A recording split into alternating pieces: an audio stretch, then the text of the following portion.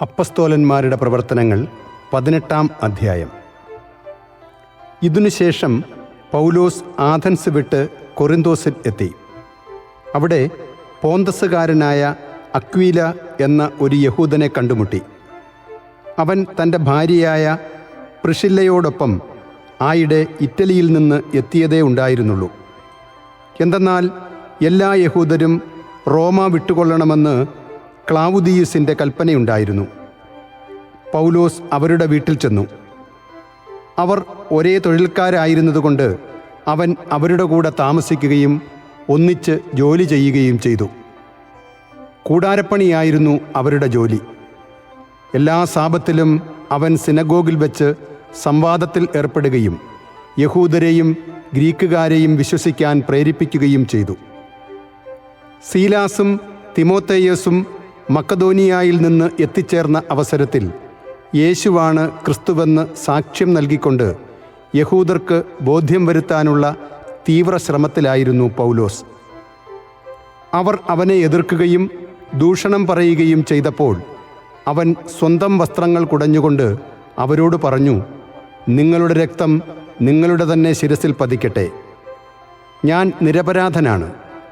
ഇനി ഞാൻ വിജാതീയരുടെ അടുക്കലേക്ക് പോകുന്നു.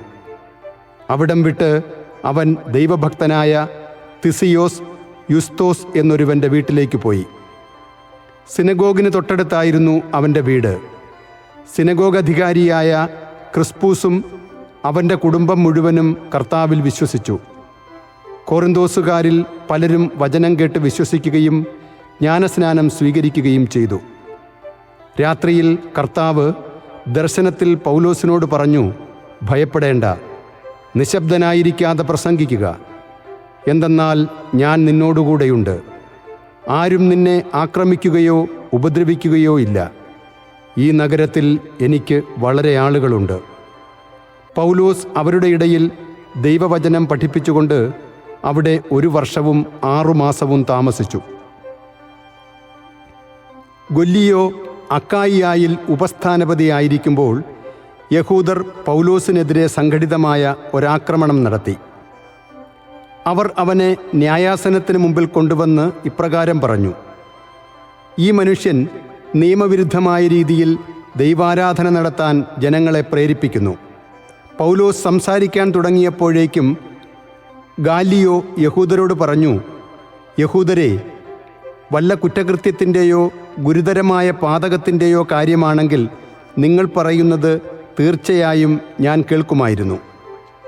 എന്നാൽ ഇത് വാക്കുകളെക്കുറിച്ചും പേരുകളെക്കുറിച്ചും നിങ്ങളുടെ നിയമത്തെക്കുറിച്ചുമുള്ള പ്രശ്നമാകയാൽ നിങ്ങൾ തന്നെ കൈകാര്യം ചെയ്യുക.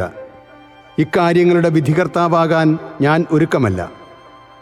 അവൻ ന്യായാസനത്തിന് മുമ്പിൽ നിന്ന് അവരെ പുറത്താക്കി. അവരെല്ലാം ഒന്നുചേർന്ന് സിനഗോഗ് അധികാരിയായ സോസ്തനേസിനെ പിടിച്ച് കോടതിയുടെ മുമ്പിൽ വെച്ച് തന്നെ അടിച്ചു. എന്നാൽ ഗാല്ലിയോ ഇതൊന്നും ശ്രദ്ധിച്ചതേയില്ല. പൗലോസ് കുറേ നാൾ കൂടി അവിടെ താമസിച്ചിട്ട് സഹോദരരോട് യാത്ര പറഞ്ഞ് സിറിയായിലേക്കു കപ്പൽ കയറി. പ്രിഷില്യയും അക്വീലായും അവൻ്റെ കൂടെ പോയി. അവന് നേർച്ചയുണ്ടായിരുന്നതിനാൽ കെങ്ക്രയിൽ വെച്ച് തല മുണ്ഡനം ചെയ്തു. അവർ എഫേസോസിൽ എത്തിച്ചേർന്നു. അവൻ മറ്റുള്ളവരെ അവിടെ വിട്ടിട്ട് സിനഗോഗിൽ പ്രവേശിച്ച് യഹൂദരുമായി വാദത്തിൽ ഏർപ്പെട്ടു. കുറേ നാൾ കൂടി തങ്ങളോടൊത്ത് താമസിക്കാൻ അവർ ആവശ്യപ്പെട്ടെങ്കിലും അവൻ സമ്മതിച്ചില്ല. ദൈവം അനുവദിച്ചാൽ ഞാൻ നിങ്ങളുടെ അടുത്തേക്ക് തിരിച്ചു വരും എന്ന് പറഞ്ഞ് അവൻ വിടവാങ്ങുകയും എഫേസോസിൽ നിന്ന് കപ്പൽ കയറുകയും ചെയ്തു.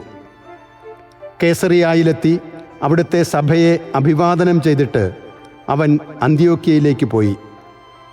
കുറേ കാലം അവിടെ ചെലവഴിച്ചതിന് ശേഷം അവൻ യാത്ര പുറപ്പെട്ട് ഗലാത്തിയ, ഫ്രീജിയ എന്നീ പ്രദേശങ്ങളിലൂടെ സഞ്ചരിച്ച് എല്ലാ ശിഷ്യർക്കും ശക്തി പകർന്നുകൊണ്ടിരുന്നു.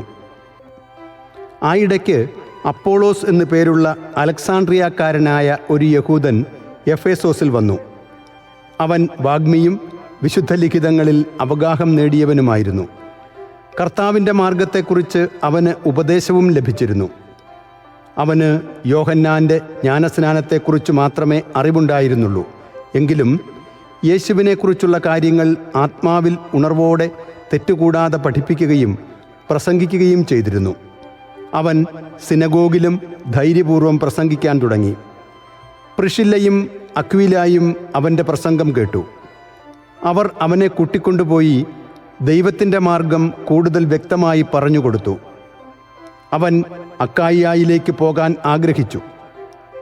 സഹോദരർ അവനെ പ്രോത്സാഹിപ്പിക്കുകയും അവനെ സ്വീകരിക്കുന്നതിന് ശിഷ്യർക്ക് എഴുതുകയും ചെയ്തു. അവിടെ എത്തിച്ചേർന്നതിന് ശേഷം കൃപാവരം മൂലം വിശ്വാസം സ്വീകരിച്ചവരെ അവൻ വളരെയധികം സഹായിച്ചു. എന്തെന്നാൽ അവൻ പൊതുസ്ഥലങ്ങളിൽ വെച്ച് വിശുദ്ധ ഗ്രന്ഥങ്ങൾ ഉദ്ധരിച്ചുകൊണ്ട് ക്രിസ്തു യേശു തന്നെയാണെന്ന് തെളിയിക്കുകയും യഹൂദന്മാരെ വാക്കുമുട്ടിക്കുകയും ചെയ്തിരുന്നു.